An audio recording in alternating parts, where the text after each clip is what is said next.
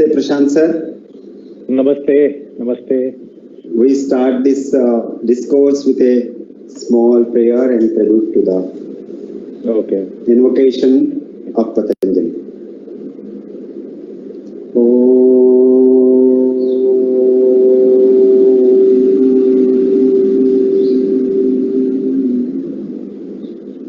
Yogena chittasya padena vacha malam sharirasya cha vaidyakena yopakarotam pravaram munina Patanjalim pranjalim ranitosmin Patanjalim pranjalim ranitosmin Om Shanti Shanti Shanti.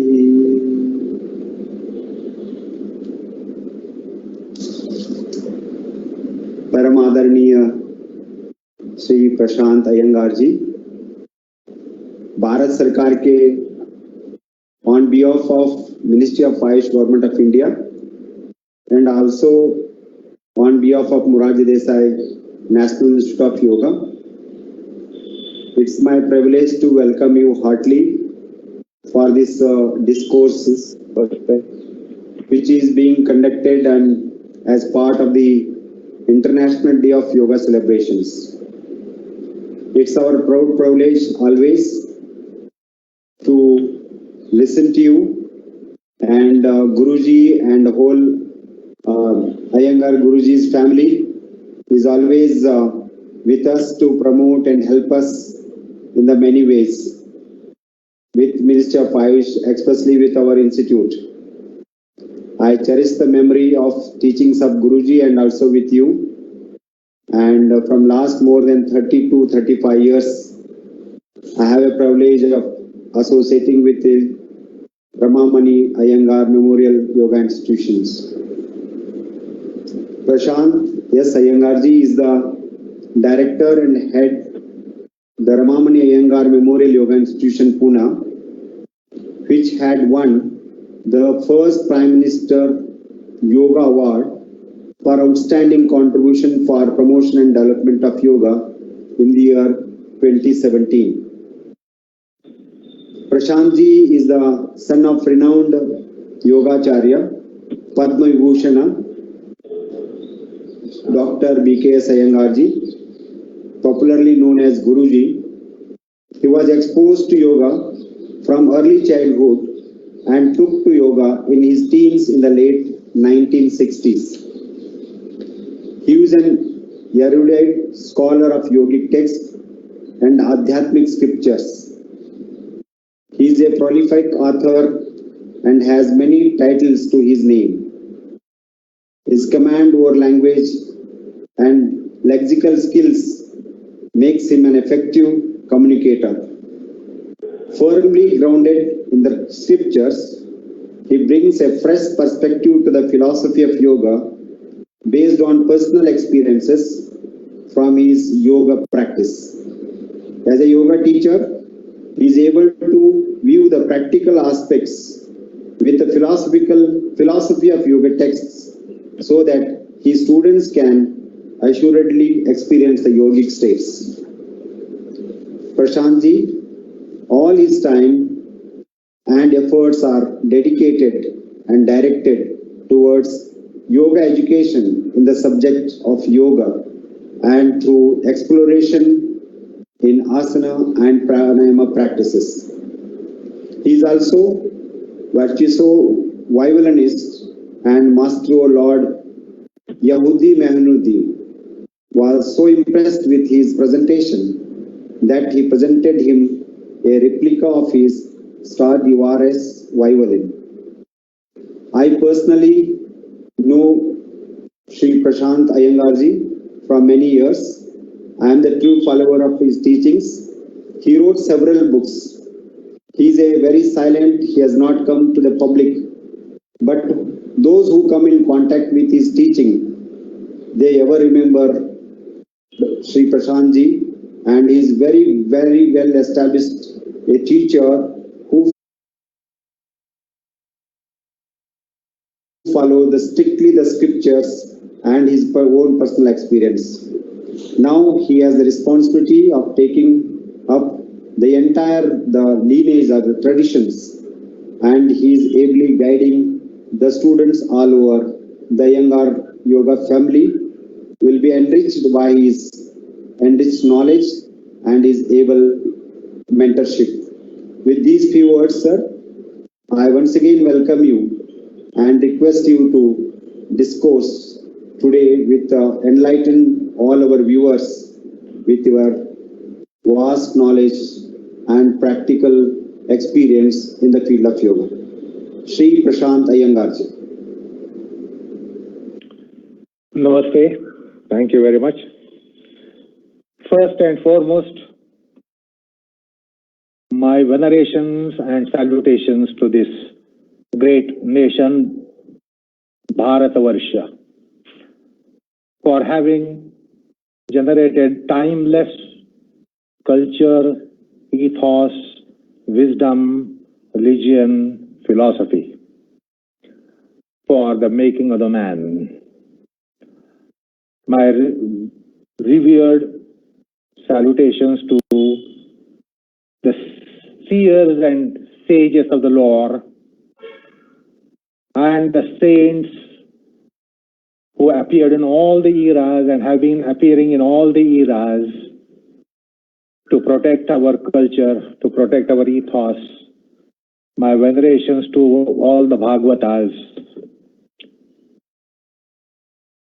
And now, my namaskars to all the devotees of yoga around the world. Ever since yoga was recognized and a yoga day was declared, it's a matter of great pride to we, the Indians. It's a great pride for Bharatavarsha, since all the countries of the world have unanimously adored yoga and have advocated the practice of yoga. So it's a matter of great pride to us. And of course, it pumps in a lot of enthusiasm in all the enthusiasts of yoga, practitioners of yoga, teachers of yoga in India in particular and all over the world in general. So of course, it was a great boost for our enthusiasm, and we got a sense of accomplishment the moment the Yoga Day was declared by the global body, the United Nations. Of course, with that, we all became more and more excited. All the practitioners of yoga became more and more excited.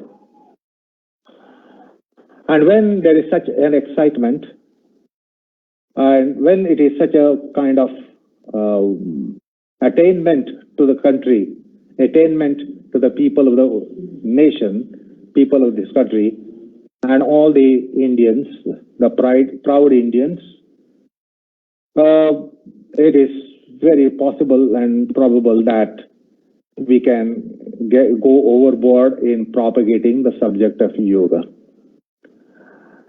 But we as practitioners of yoga in India have a greater responsibility, because this land is source of yoga.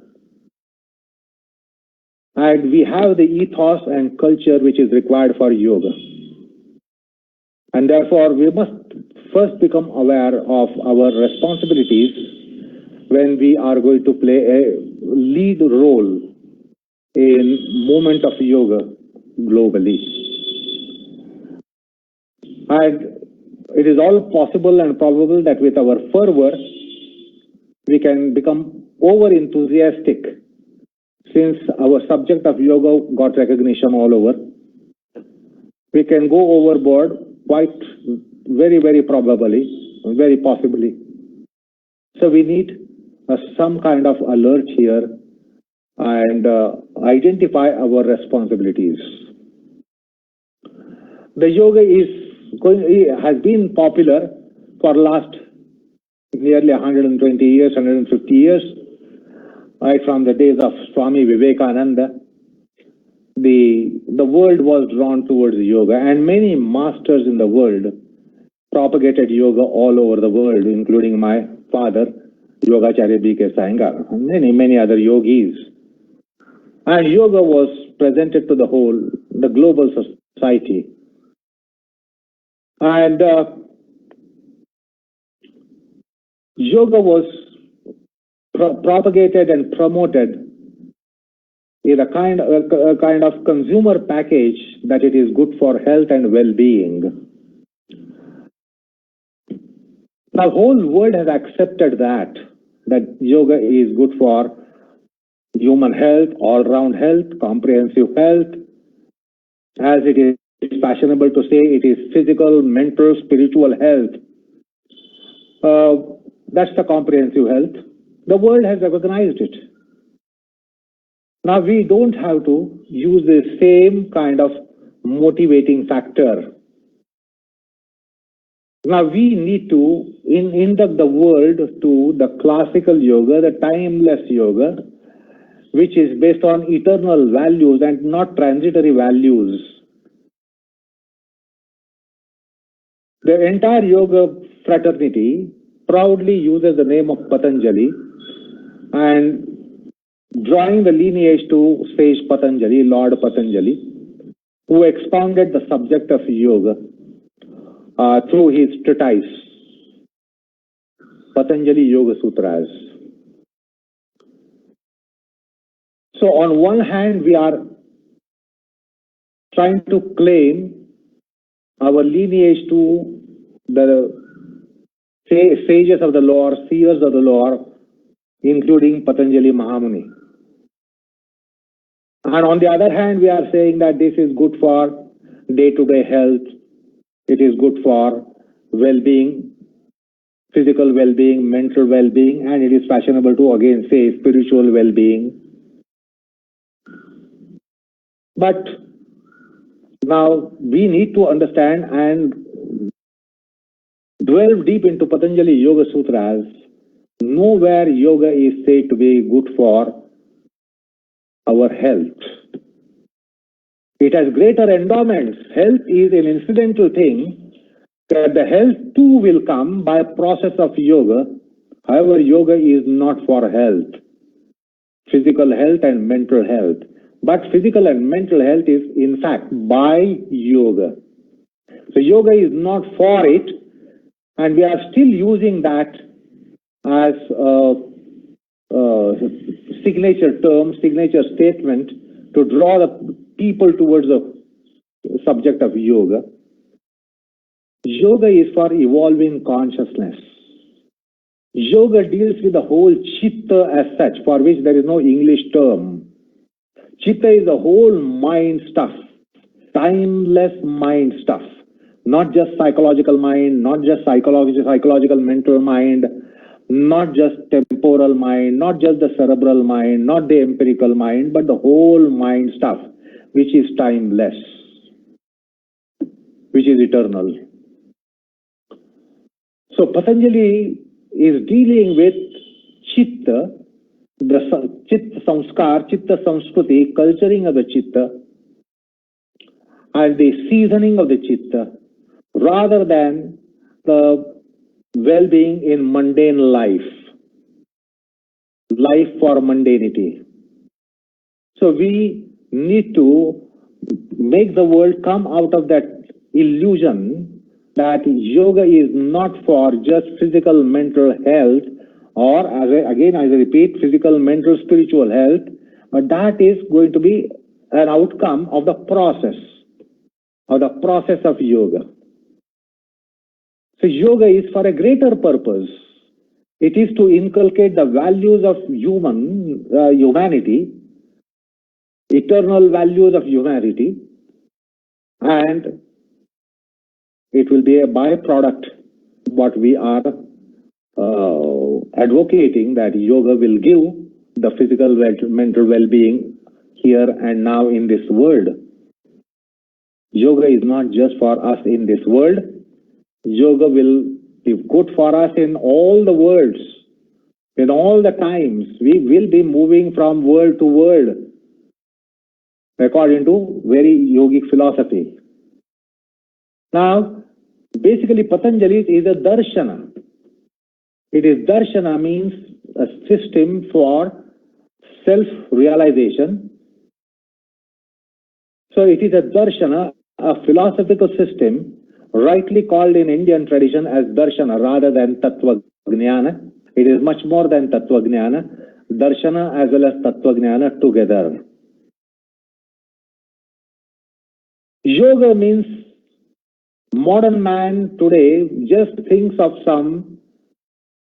a mat, a sportswear, few physical exercises, and give them that name of yogic exercises and carry out some physical exercises for physical well-being and carry out some pranayam for mental well-being and spiritual well-being, etc. But yoga, Patanjali's yoga, encompasses enormous purport of which even the practitioners of our time are not aware of. As to what is Patanjali's treatise, the darshana system of Patanjali encompasses so many subjects. Basically, it is to describe chitta. I might say so that the modern science will perhaps ultimately say how the universe was formed. They might explain the cosmology and they might perhaps give a conclusive kind of theory as to how the universe got unfolded. But our seers and sages and Patanjali and our darshana, our philosophy, divulges why the universe was created. Science will never be able to identify that. It will never be able to divulge why the universe was created. It might perhaps end at just divulging how the universe was created. But philosophy, darshana, Patanjali, and our philosophical systems of Sankhya, Vedanta, and Shaddarshanas, the philosophy of Bhagavad Gita, philosophy of Upanishad, philosophy of Vedanta, divulge why the creation was created as well, and not just how the creation was created. So, it is important to know why the creation is there for us to embark upon Manava Dharma. Manava Dharma is not just a set of norms that we must be compassionate, we must be friendly, etc., etc. We must have no enmity, we must have global fraternity, friendliness, etc. So those are all norms. Those are norms for human beings. But what are the values? Values are much more than that. So values will become realized only when we realize why the universe was there, why the universe was created, why we have this infinite universe around us. So our purpose will be not just circumscribing the human race. That is not justifiable for us to be human beings. We must circumscribe entire creation on the planet, entire creation in the universe. This is the wider view that our philosophy gives, Patanjali also gives.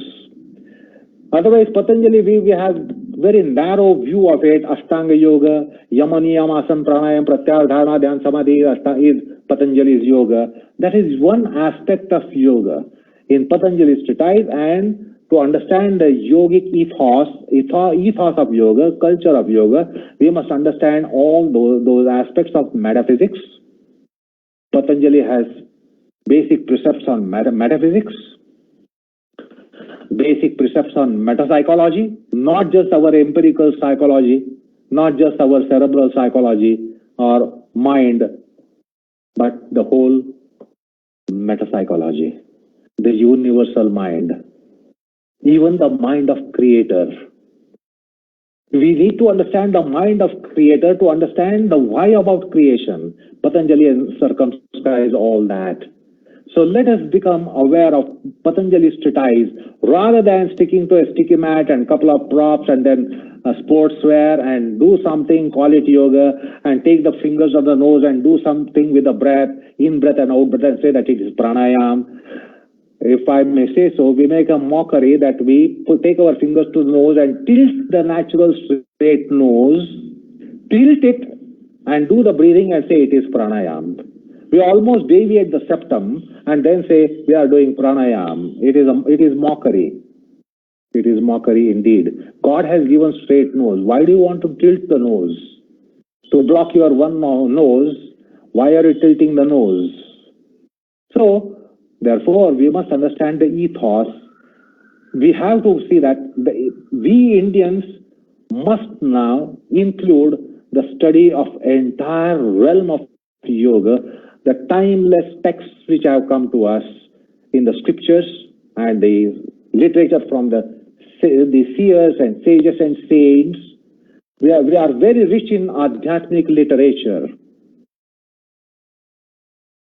What is Adhyatma? A practitioner of yoga also has no idea about it as to what is Adhyatma. Paradhi will say spirituality. Spirituality is not Adhyatma. Spirituality is not a right word at all. It's a biblical word. And we don't have souls, we have selves. It is self-realization and not soul realization. Soul is a part of psyche. And the spirituality is something to do with the soul. Whereas our Adhyatma speaks of the self-realization.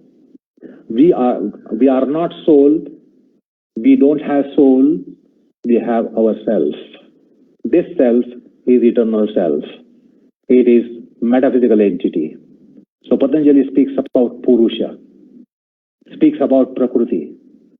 Today the teachers of yoga, propagators of yoga, those who are running the institutions of yoga are not aware of all these concepts which Patanjali has given.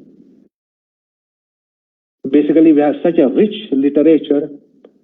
Now our responsibility is to see that all this noble literature, timeless literature, becomes available in our vernacular language, because all practitioners of yoga and all teachers of yoga should become students of the scriptures of the yoga. And therefore, we as Indians, then the government which is behind us, must see that all the various classical texts of yoga are available in vernacular languages. And all the great texts written by acharyas, written by great yogis in last 100, 200, 300 years, all those texts should be available in all the languages. There are certain vernacular texts which are invaluable texts in various regional languages, and other regional languages are not able to get those. So now with such a support, a global support and government support, and we as individuals must see that all these texts are translated for common man to understand, and therefore we must become students of yoga. Now, as I said, we have fervor to propagate yoga, and therefore we are putting foots on a wrong path. We want to turn out teachers. We want to turn out teachers of yoga to propagate yoga, for yoga to go to nook and corner of the world. So this will be an instant process, and it is going to work like all the instant food. We must see that we encourage students of yoga. We should encourage the studentship in yoga. And we don't have to create universities, because if we create institutionalize, then again lots of problems come in institutionalization. I will just give you a last example here, where our tradition made a great blunder 5,000 years ago. In Mahabharata, the Kuru, the royalties of Kuru Vangsha brought Dronacharya and started a royal institution of archery, royal institution of warfare. And then I nationalized. Then Dronacharya became a servant of the government. His ashram became servant of the government. So he created an institution which was nationalized. And that was a big blunder done 5,000 years ago by our tradition. And this was really diverged by the acharyas, the great people, that it was not right to start a royal institution of warfare, which Dronacharya did for Hastinapur. So I don't want government to be creating an institution for it, or even something like university, etc. We know what happens to universities these days. So each institution in various, we have thousands and thousands of institutions, ashramas, or acharyas teaching in their own sphere. Now they should be encouraged to turn out students rather than turn out teachers. We already see that there are already certifications and diplomas to turn out teachers. In long run, it is going to be a big mistake and big blunder. Let's turn out students. That's the way to go about. Let's turn out students of yoga. Teachers will turn out in 2-3 generations. But if we embark upon turning out teachers today, it will be all quackery. And quackery will have to pay very, very richly, expensively for the whole humanity. And that is not a good thing, which is tending to happen in our enthusiasm to propagate yoga. Let's propagate yoga to turn out studentship. Let us make available the texts of yoga of all levels in all languages. Enormous texts are there. They are restricted to some languages, regional languages. Like Gulab Rao Maharaj wrote almost a classical text in 1930s, not too far ago. It is not available in various languages. It is only available in Marathi. He was a follower of Dnyaneshwar Maharaj, great yogi. But nobody knows about his text, which is called Yoga Prabhava, which is only in Marathi. And also it is not available now. It's out of print even. So these we people have to come together to bring this to light. All the texts should be available in all languages. Let us turn out students. Students will be humble. Teachers will never be humble. Let us not turn out unhumble, non-humble teachers. They will spoil yoga. Let us turn out humble students. That's our responsibility.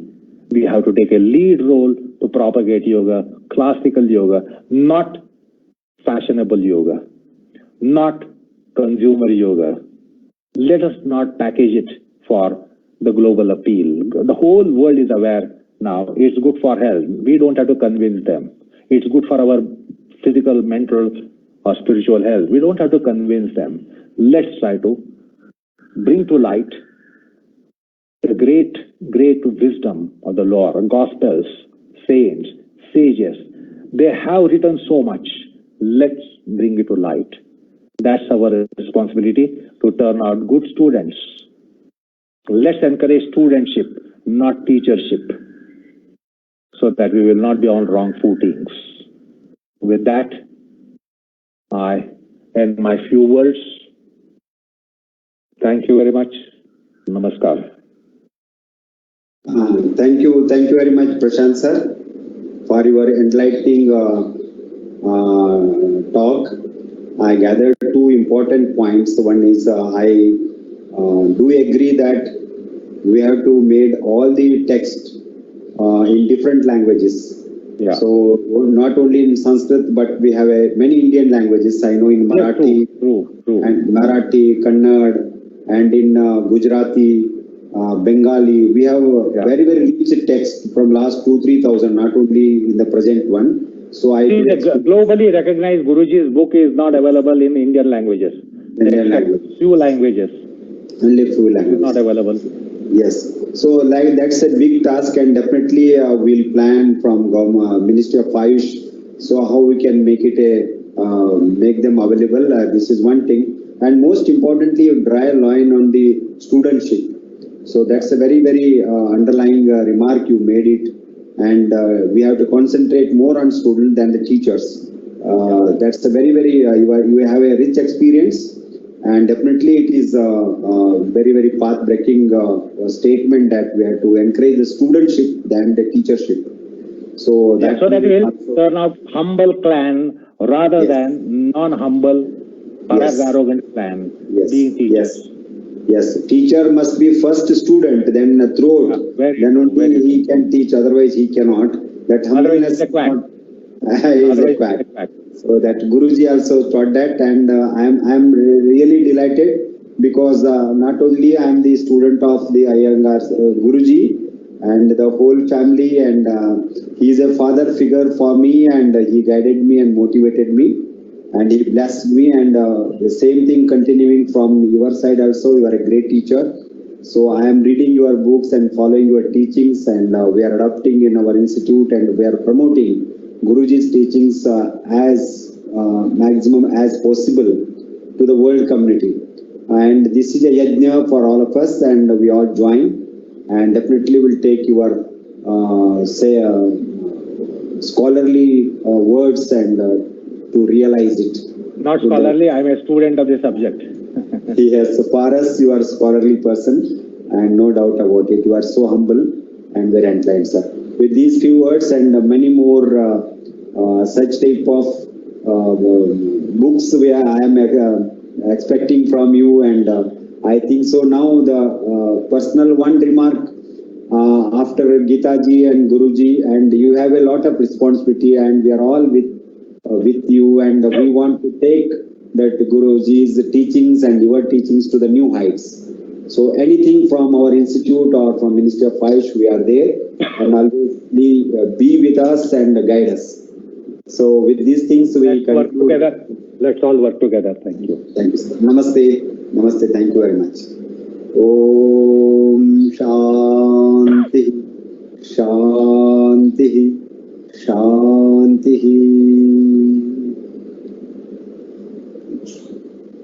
बहुत बहुत धन्यवाद sir. Thank you.